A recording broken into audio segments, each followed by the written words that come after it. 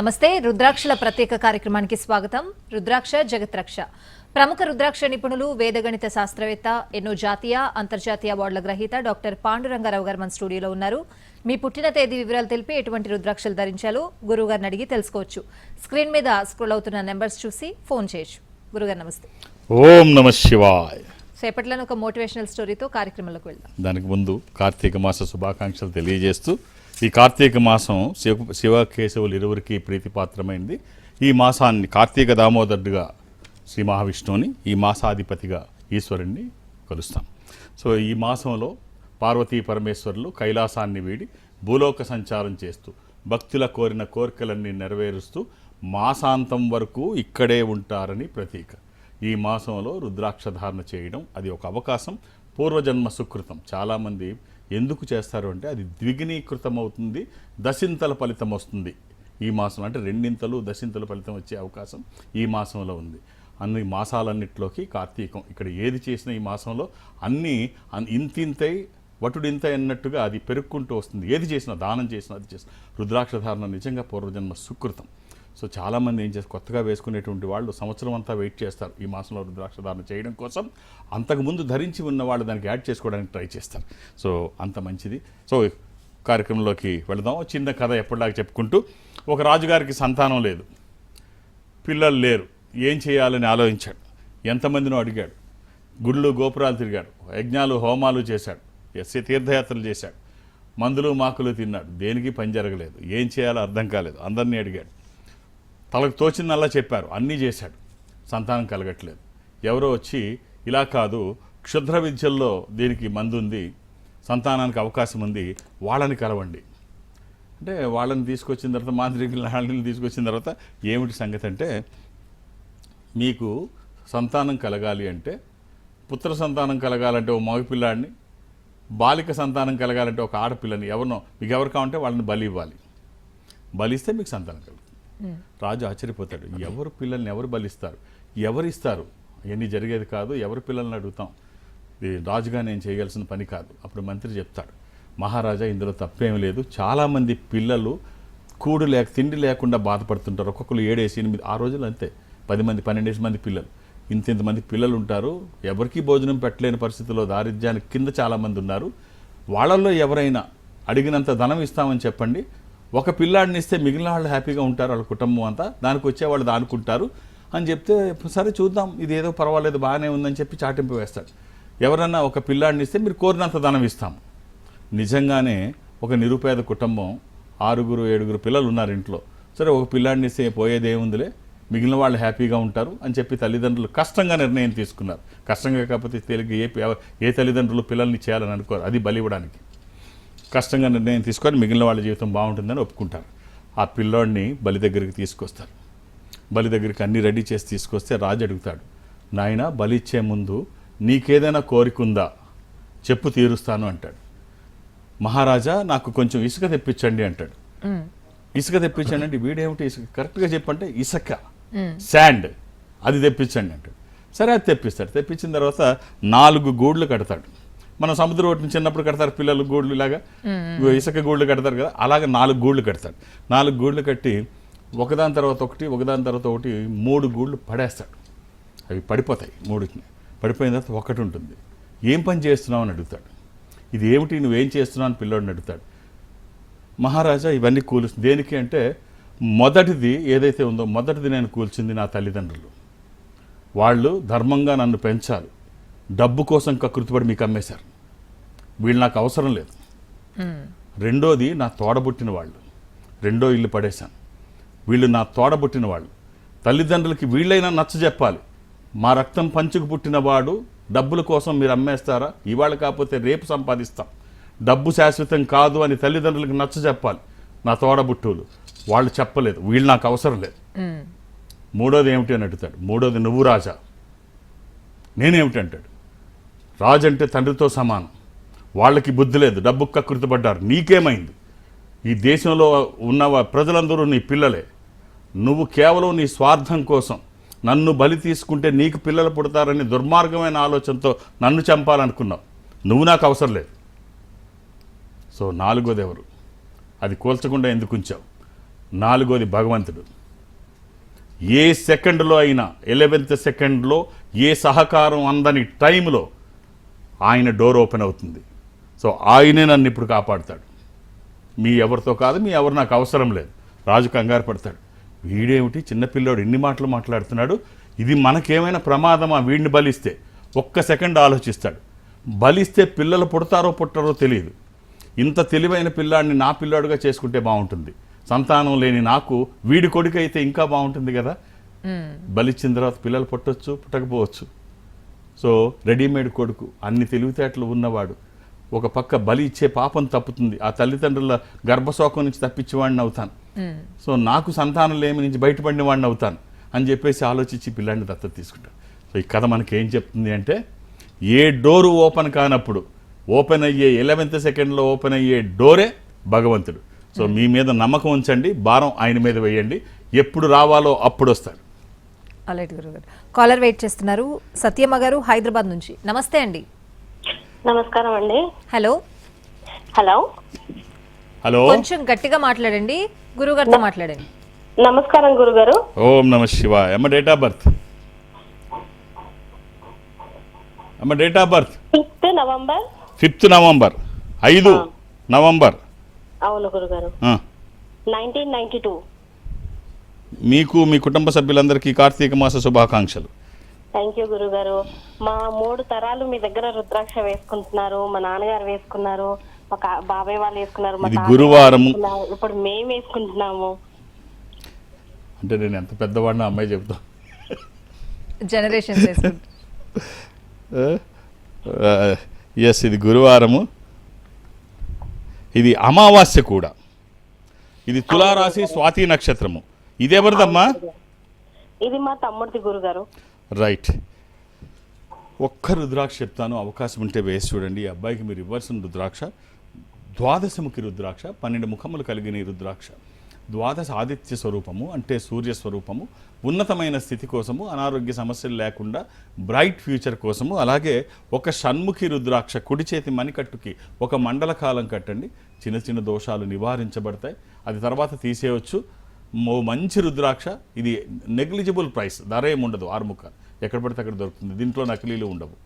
ఇది ఒకటి కుడి చేతి మణికట్టుకి ఒక 40 రోజులు కట్టి తర్వాత తీసి పూజలో పెట్టేయచ్చు, ఆర్ అది కంటిన్యూ చేయొచ్చు. మెడలో మాత్రం 12 ముఖాలు, ఇది సూర్యస్వరూపం. ఇది కానీ అష్టముఖి కానీ, ఈ రెండిట్లో ఏదో ఒకటి మెడలో వేయండి. అసలు మనం చేస్తున్న పనికి ఒక దైవికమైన సహకారం తోడైతే, నేనైతే ఖచ్చితంగా చెప్తాను, అంటే సినిమా పదం కాదు కానీ వాడాల్సిన పదమే ఇది. గేమ్ చేంజర్ అంటారు. అంటే ఇది ధరించక ముందు ఎలా ఉన్నారు, ధరించిన తర్వాత ఎలా ఉన్నారు. ఈ కార్తీక మాసంలో నిజంగా అలాగే ఉంటుంది. మామూలు అప్పుడు ఎప్పుడు రుద్రాక్ష ధారణ చేసినా ఆ ఫలితం ఇంత అంత ఉంటుంది. ఇప్పుడు మరి చాలా బాగుంటుంది ఇప్పుడు ఈ ఫలితం. అవకాశం ఉంటే ఇచ్చి చూడండి అమ్మా, చాలా మంచి ఫలితాలు అయితే వస్తాయి. All the best.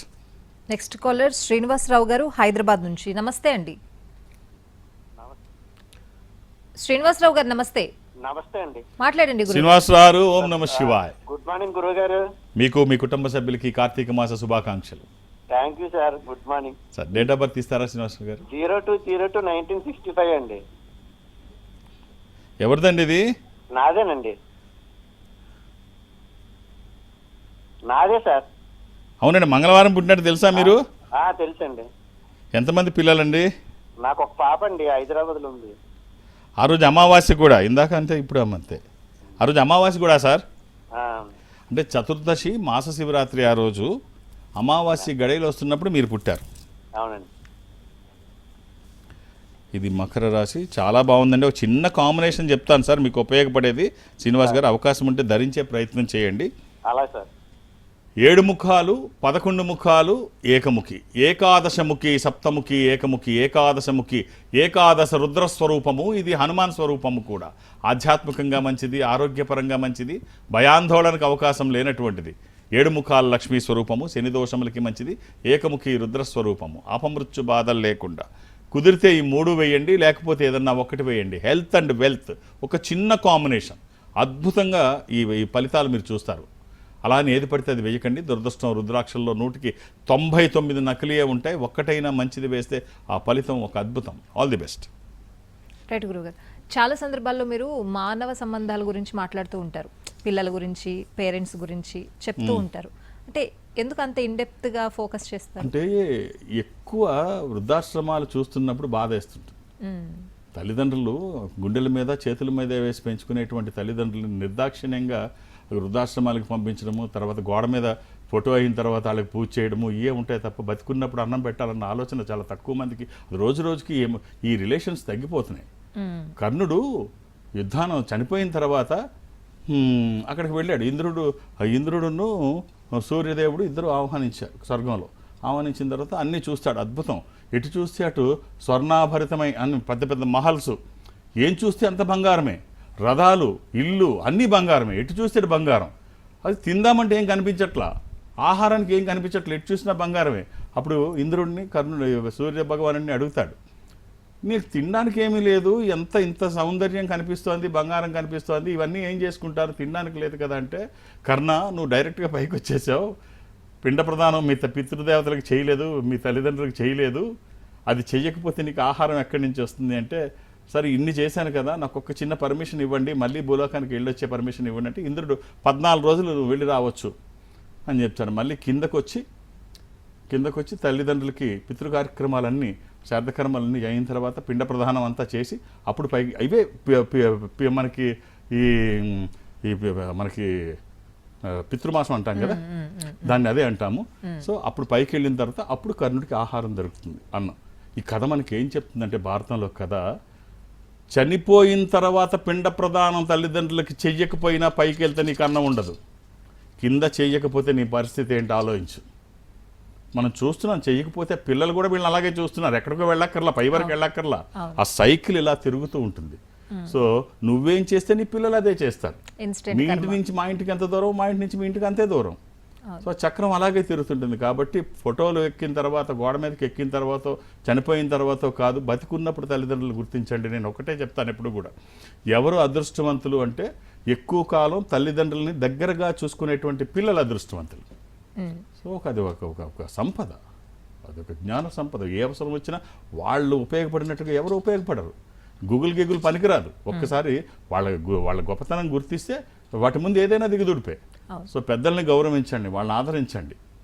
వాళ్ళు ఉండాల్సింది వృద్ధాశ్రమాలు కాదు. వృద్ధాశ్రమాలు లేని సమాజం ఎప్పుడు వస్తుందని ఎదురు చూద్దాం. అలాంటి గురుగారు కాలర్ వెయిట్ చేస్తున్నారు. సుమంత్ గారు హైదరాబాద్ నుంచి. నమస్తే అండి. నమస్కారం అండి. మాట్లాడండి గురుగారు. ఓం నమ శివాయ అండి. సుమన్ గారు, ఓం నమ శివాయ సార్. ఎలా ఉన్నారు? మీకు మీ కుటుంబ సభ్యులందరికీ కార్తీక మాస శుభాకాంక్షలు. మీకు కూడా సార్ కార్తీక శుభాకాంక్షలు. ఇది మా అబ్బాయి సార్, 27 మార్చి 2005. ఎంతమంది పిల్లలండి? 2 అబ్బాయిలు సార్. 27 కదా? 27 మార్చి 2020. ఆదివారం నాడు పుట్టినట్టు తెలుసు కదా? 9 గంటలకు, ఉదయం 9 గంటలకు సార్. సండే. ఎంతమంది పిల్లలు అన్నారు? 2 అబ్బాయిలు సార్. ఇది విధియ కృష్ణపక్షము, బహుళ విధియ, పౌర్ణమి నుంచి 2వ రోజు. ఇది కన్యా రాశి. సరే, ఈ అబ్బాయికి ఒక్క రుద్రాక్ష చెప్తాను, వీలైతే వేసి చూడండి. ఇది వచ్చాక ఎన్ని మార్పులు వస్తాయో. చాలా బాగుంటుంది, చాలా పాజిటివ్గా ఉంటుంది. 13 ముఖాలు, త్రయోదశి. ఇది ఇంద్ర రుద్రాక్ష, రూలింగ్ రుద్రాక్ష, కమాండింగ్ రుద్రాక్ష. అనుకున్నది సాధించడానికి, సంకల్పం సిద్ధించడానికి, కోర్కెల సాఫల్యం కోసం, జాతకపరంగా అవసరమైంది కూడా త్రయోదశి. అది కుదరకపోతే నవముఖి. ఇది అమ్మవారి స్వరూపము, విజయాలు చేకూర్చి దోషాలు నివారించేది. అంటే ఈశ్వరుడు ఐశ్వర్యాధిపతే కాదు, గ్రహాలకి అధిపతి. గ్రహపరమైన దోషాలున్న ఇమీడియట్ రెమెడీ. సో మీకు ఏది వీలైతే ఈ రెండిట్లో అది వేసి చూడండి, ఎంత బాగుంటుందో. All the best. గురుగారు, లాస్ట్ వీక్ మీరు చెప్పారు, అంటే అరుదైన రుద్రాక్షలు కూడా ఉంటాయి, కానీ అసలు నకిలీవి గుర్తుపట్టడం చాలా కష్టం అని చెప్పి. నేను ఆ రుద్రాక్ష గురించి మీరు చెప్తుంటే అంత కాస్ట్ ఉంటుందా అని కూడా నేను ఆశ్చర్యపోయా. అంటే అలాంటి యునిక్ రుద్రాక్షలు ఉంటాయా గురుగారు? ఎందుకంటే ఇప్పుడు గతంలో చెప్పిన వాటిల్లో కుబేర రుద్రాక్ష ఒకటి 21 ముఖాలు. కుబేర్లు మాత్రమే కొనడానికి అవకాశం ఉండేటువంటి రుద్రాక్ష. అది ఎవరి దగ్గర ఉంటే వాళ్ళు కుబేర్లు కానీ కొనలేరు. అది వచ్చినా కుబేర్లే. ఏమీ లేకుండా వచ్చిన వాళ్ళు కూడా కుబేర్లు అయినటువంటి వాళ్ళని నేను చాలా మందిని చూశాను. ఇప్పుడు అంటే మనం లైవ్లో ఒక అవసరం తప్పేం లేదు కానీ చెప్తాను. నెల్లూరులో ఆదినారాయణ రెడ్డి గారు, ఆయన దగ్గరికి 1 to 21 ఇంద్రమాల. అంటే ఆదినారాయణ రెడ్డి గారు అంటే జమ్మలమడుగు ఆదినారాయణ రెడ్డి గారు కాదు, మనకి షిర్డీ సాయిబాబాకి 12 కోట్లు పెట్టి, ఆ రోజుల్లో 12 కోట్లు పెట్టి బంగారు సింహాసనం చేయించారు. శ్రీశైల ధ్వజస్తంభం బంగారు చేయించారు. ఇలా భారతదేశంలో చాలా చోట్ల దేవాలయాలని పునర్నిర్మించారు, ఎంతో సేవ చేశారు. వాళ్ళ అబ్బాయిలు మహేష్ రెడ్డి, గిరీష్ రెడ్డి వాళ్ళు సినిమాలు మనకి సాయిబాబా రాఘవేంద్రరావుతో షిర్డీ సాయి సినిమా తీశారు, అలాగే నమో వెంకటేశ్వర సినిమా తీశారు. ఆయనకి ఇంద్రమాలు వచ్చిన తర్వాత, ఆయన రాకముందు ఏమిటో మనం ప్రత్యేకించి చెప్పగలదు, వచ్చిన తర్వాత ఆయన ఏ స్థాయికి వెళ్ళారు, ఎన్ని వందల కోట్ల రూపాయలు దాన ధర్మాలు చేశారు అన్నీ మనం చూసాం. సో అంత గొప్పది అది. ఆయన దగ్గర 1 to 21 అది వచ్చిన తర్వాత. సో ఇలాగే మనం చెప్పుకుంటూ పోతే ఎంతోమంది ఉంటారు. వారు పర్మిషన్ లేకుండా చెప్పినందుకు అనిదా భావించొద్దని వాళ్ళ కుటుంబ సభ్యుల్ని, వారైతే లేరు, పిల్లలు భార్య ఉన్నారు, సో కోరుకుంటూ. అలాగే కొన్ని రుద్రాక్షలు ఉన్నాయి. ఇప్పుడు 14 ముఖాలు ఎవరన్నా వేసుకోవడానికి కొంచెం అందుబాటులో ఉండేటువంటిది, అలాంటిది కాకుండా పిల్లలకి కానీ పెద్దవాళ్ళకి కానీ ఎవరికన్నా వేసుకోవడానికి 14 ముఖి రుద్రాక్ష. అది సరైనది దొరికితే, ఎందుకంటే ఎక్కడ పడితే అక్కడ నకిలీలు ఉంటాయి, సరైనది దొరికితే ఈ చతుర్దశముఖి 14 ముఖాలు వేసుకుంటే ఎలా ఉంటుందంటే, రుద్రాక్షలు ఏకముఖి నుంచి 21, ఇప్పుడు మనం ఖరీదైన రుద్రాక్ష అని చెప్పుకున్న 21 ముఖి కూడా దాని వరకు కూడా ఒకే విధంగా ఉంటాయి. అంటే అవి ఈశ్వరుడు ధ్యానం చేసినప్పుడు ఆయన నిమిరిత నేత్రముల నుంచి జాలువారినవిగా ఇవన్నిటిని చెప్తారు, ఒక్క 14 ముఖాలని తప్ప. ఇదొక్కటి సపరేట్. ఇదేమిటంటే స్వామివారి 3వ నేత్రం, ఈ జ్వాలానేత్రం. ఈ జ్వాలానేత్రం నుంచి, రుద్రనేత్రం నుంచి ఆవిర్భవించిన రుద్రాక్ష ఒక అద్భుతమైన వైబ్రేషన్ కలిగి ఉంటుంది. శత్రు భయాలు లేకుండా, గ్రహపరమైన దోషాలు లేకుండా, అపమృత్యు బాధలు లేకుండా. దానికి అధిపతి శని. చాలామంది జీవితంలో ఎక్కడో దగ్గర శని ఉంటుంది. ఇది గనక వేస్తే, ఒకటి ఇందాక చెప్పుకున్నట్టు గ్రహపరమైన దోష నివారణకి, ఒకటి ఉన్న స్థితి నుంచి ఉన్నతంగా తీసుకువెళ్ళడానికి ఒక అద్భుతమైన రుద్రాక్ష. అంటే 1 డిగ్రీ యాడ్ అయితే 1 డిగ్రీ మోర్ యాటిట్యూడ్ అంటాం. అంటే ఉన్నదానికి ఏదైనా యాడ్ అయితే అద్భుతాలు జరుగుతాయి. మనం చేస్తున్న పనికి ఎవరి సహకారం అన్నా తీసుకుంటే అది మంచి ఫలితాలు వస్తాయి. ఆ సహకారం దైవికమైనదైతే ఇంకా అద్భుతంగా ఉంటుంది. ఈ 14 ముఖాలు లాంటి రుద్రాక్ష వేయగలిగిన వాళ్ళకి నిజంగా అది సరైనది వేసుకుంటే ఒక అద్భుతమే. ఆల్రైట్ గురుగారు, కాలర్ వెయిట్ చేస్తున్నారు. శ్రీను గారు విజయవాడ నుంచి. నమస్తే అండి. నమస్తే మేడం. శ్రీను గారు నమస్తే సార్. గురువు గారు ఓం నమ శివాయ. మీకు మీ కుటుంబ సభ్యులకి కార్తీక మాస శుభాకాంక్షలు. Thank you sir. Date of birth ఇస్తారా? ఇస్తాను సార్. 27/10/10 96. ఎవరిదండి ఇది? మా అబ్బాయి సార్. ఏమిటి అంత నిరుత్సాహంగా చెప్తున్నారు? ఏం నిరుత్సాహం లేదు కదా సార్. ఆదివారం పుట్టినట్టు తెలుసా అండి అబ్బాయి? అవునండి, ఆదివారమే. చెప్పండి. అది పౌర్ణమి రోజు కూడానండి. ఆ రోజు తెలియదు సార్. ఇది మేషరాశి, భరణి నక్షత్రము. అబ్బాయి ఎక్కడండి? ఇండియాలోనే ఉన్నాడా? ఇక్కడే ఉన్నాడు సార్, ఇండియాలోనే ఉన్నాడు, విజయవాడలో. మీరు ఎక్కడి నుంచి మాట్లాడుతున్నారు? నేను విజయవాడే సార్, ఇంటి దగ్గర నుంచి. ఎంతమంది పిల్లలు మీకు? నాకు ఒక అబ్బాయి, ఒక అమ్మాయి సార్. మీరేం చేస్తున్నారు? నేను టాపీ మేస్త్రిని సార్. ఎందుకంత నిరుత్సాహం? మాట్లాడిన దగ్గర నుంచి అబ్బాయి జాతకం చూస్తే బ్రహ్మాండంగా ఉంది, మీరేమో నిరుత్సాహంగా ఉన్నారు.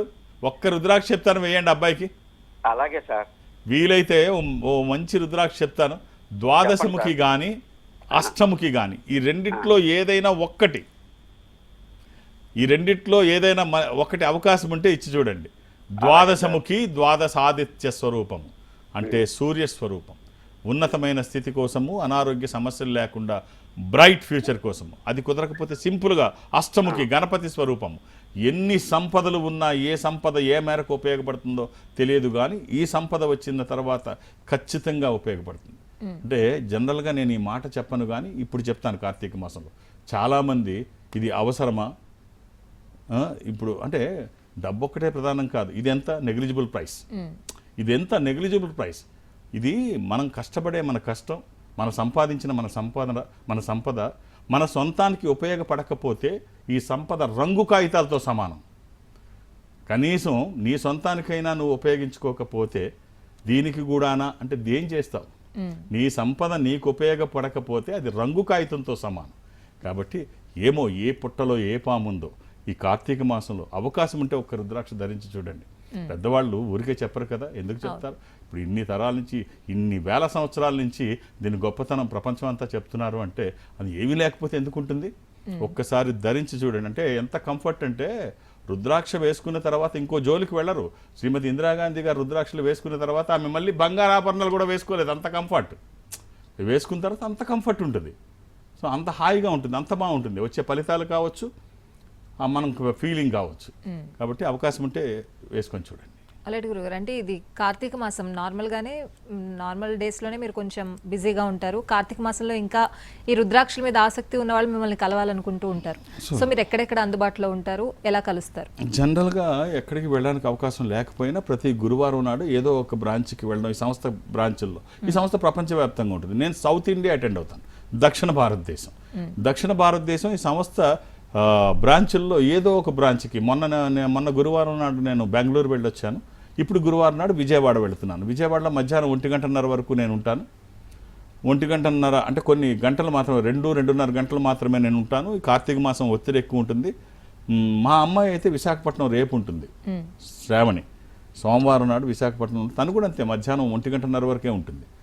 సో ఇద్దరికి ఒకటే అలవాటు, సాయంత్రం ఇంటికి వచ్చేయాలి ఎక్కడున్నా. సో నా పద్ధతే తనకు వచ్చింది. సరే, తను మధ్యాహ్నం 12:30 వరకు విశాఖపట్నంలో ఉంటుంది. నేను విజయవాడలో మధ్యాహ్నం 1:30 తను 1:30, నేను 1:30 వరకు ఉంటాము. సో మీరు 2-3 పేర్లు నమోదు చేయించకండి, ఒక్కొక్క పేరు నమోదు చేయించండి. ఇక్కడ మాకు కావాల్సింది సంఖ్య కాదు, సమయం. మీరు చూస్తున్నారు, కొన్ని సెకండ్లో జాతక పరిశీలన చేస్తున్నాం. అదే ఒక్క నిమిషం టైం ఇస్తే బాగా అనలైజ్ చేయగలనన్న నమ్మకం నాకుంది. మీకు ఆ నమ్మకం ఉంటే ఒక్కొక్కటే ఇవ్వండి. అలాగే హైదరాబాద్లో నన్ను కలవడానికి నేను ఎవరికి అపాయింట్మెంట్స్ ఇవ్వను, ఏ రికమెండేషన్ తీసుకోను. నన్ను కలవడానికి ఇవేమీ అవసరం లేదు. నేను ఉన్నప్పుడు వస్తే చూసేస్తాను. నేను అన్ని రోజులు, శని ఆదివారాలతో కలిపి అన్ని రోజులు హైదరాబాద్కే పరిమితం. ఒక్క గురువారం నాడు మాత్రమే నేను ఉండను. నేను లేని సమయంలో మా అమ్మాయి ఉంటుంది, మా అమ్మాయి శ్రావణి ఉంటుంది. సో అన్ని రోజులు నేను ఉంటాను. ఒక్క గురువారం నాడు నాకు బదులుగా తను ఉంటుంది. ఇక దూర ప్రాంతాల నుంచి, అంటే ఈ సంస్థ అన్ని చోట్ల ఉంటుంది. అక్కడి నుంచి కూడా ఇక్కడ వరకు రావక్కర్లేదు. అది చెన్నై, బెంగళూరు, విశాఖపట్నం, విజయవాడ, తిరుపతి, రాజమండ్రి, శ్రీశైలం, వేములవాడ, కాళహస్తి, ఏదైనా మీరు అక్కడికి వెళితే వాళ్ళు నాతో మాట్లాడించే ప్రయత్నం చేస్తారు. మాట్లాడే ప్రయత్నం నేను చేస్తాను. ఆ విధంగా నాతో మాట్లాడినా, డైరెక్ట్గా హైదరాబాద్ వచ్చి నన్ను కలిసినా, రేపు గురువారం నాడు విజయవాడలో నన్ను కలవాలనుకున్నా, రేపు సోమవారం నాడు అమ్మాయిని విశాఖపట్నంలో కలవాలనుకున్నా, ఒక్కొక్క డేట్ ఆఫ్ బర్త్ ఇవ్వండి, అర్థం చేసుకొని సహకరించండి. అలాంటి గురుగారు, కాలర్ వెయిట్ చేస్తున్నారు. హాసిని గారు నిజామాబాద్ నుంచి. నమస్తే అండి. నమస్తే అండి. ఓం నమః శివాయ గురుగారు. శివాయ నమః. అమ్మ, మీకు మీ కుటుంబ సభ్యులకి కార్తీక మాస శుభాకాంక్షలు. థ్యాంక్ యూ అండి. Wish date of birth 26 26 December 1995 అండి.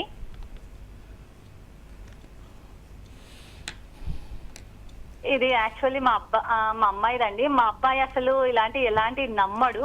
అమ్మ, ఇది మంగళవారం. నమ్మడండి. కాకపోతే వాళ్ళ ఫ్రెండ్ ఎవరో చెప్పారంట. సో తను హైదరాబాద్ వచ్చి మీ దగ్గర రుద్రాక్ష తీసుకున్నారు. అసలు నమ్మని వాడు వచ్చి తీసుకున్నాకల్లా అసలు ఇప్పుడైతే చెప్పలేమండి, చెప్తున్నాను కదా. సో తనే ఇప్పుడు మళ్ళీ సజెస్ట్ చేస్తే నేను లాస్ట్ 1 month నుంచి ట్రై చేస్తున్నాను. ఇది చవితి శుక్లపక్షము, శుద్ధ చవితి, మంగళవారము. ఇది మకర రాశి, ఉత్తరాషాఢ నక్షత్రము.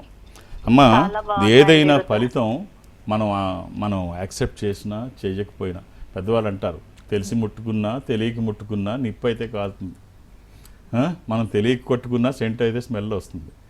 పాము ప్రేమతో కరిచినా, కసితో కరిచినా విషమైతే ఎక్కుతుంది. సో కాబట్టి ఆధ్యాత్మిక సంపద కూడా వాళ్ళు నమ్మి ధరించినా, నమ్మకుండా ధరించినా ఫలితం అయితే వస్తుంది. కానీ నమ్మి ధరిస్తే ఇంకా బాగుంటుంది. నమ్మకం అవసరం, మూఢనమ్మకం ప్రమాదం. నమ్మకం అవసరం, ఒక దైవికమైన సంపద. ఇప్పుడు జనరేషన్కి తెలియదు, కానీ పాత జనరేషన్లో రాజు పేద అనే సినిమా ఉంటుంది, ఎన్టీ రామారావు గారి. ఆయన జేబులో ఓ బొమ్మ పెట్టుకుంటాడు, ఎక్కడికి వెళ్ళినా తిరిగి ఉంటుంది అనమాట. పాట కూడా ఉంటుంది, జేబులో బొమ్మ జేజేలా బొమ్మ అని పాట.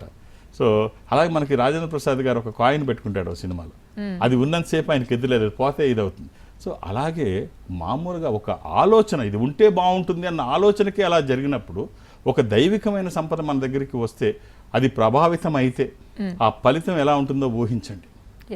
ఖచ్చితంగా బాగుంటుంది. రైట్ అమ్మా, వేసుకోవడానికి ఒక రుద్రాక్ష చెప్తాను, వేలైతే వేయండి. ఒక ఏకాదశముఖి రుద్రాక్ష, ఆరు ఏకముఖి రుద్రాక్ష. ఏకాదశముఖి ఏకాదశ రుద్రస్వరూపము. ఇది హనుమాన్ స్వరూపము కూడా. ఆధ్యాత్మికంగా మంచిది, ఆరోగ్యపరంగా మంచిది, భయాందోళనకు అవకాశం లేనటువంటిది. అది కుదరకపోతే అర్ధచంద్రాకారంలో ఉన్న చంద్రాక్షి, చంద్రముఖి అని చెప్పబడే ఏకముఖి. ఇది పరతత్వ జ్ఞానానికి, విజితేంద్రియ తత్వానికి, అపమృత్యు నివారణకి, అనారోగ్యాన్ని దూరం చేస్తూ ఆరోగ్యాన్ని పరిరక్షిస్తూ అన్ని రంగాల్లో ముందుంటుంది. ఈ రెండిట్లో ఏదైనా ఒక్కటి చాలు, ఎలాంటి నియమాలు లేవు, ఎప్పుడూ వేసుకోవచ్చు. అలాంటి గురుగారు ఇవాళ కార్యక్రమంలో చాలా విషయాలు తెలియజేశారు. ముఖ్యంగా రుద్రాక్షల విశిష్టత, వాటికి ఉన్న బలం గురించి చాలా చక్కగా వివరించారు. థ్యాంక్ యూ గురుగారు. ఓం నమ శివాయ. ఇది వాళ్ళ రుద్రాక్షల కార్యక్రమం. నమస్తే.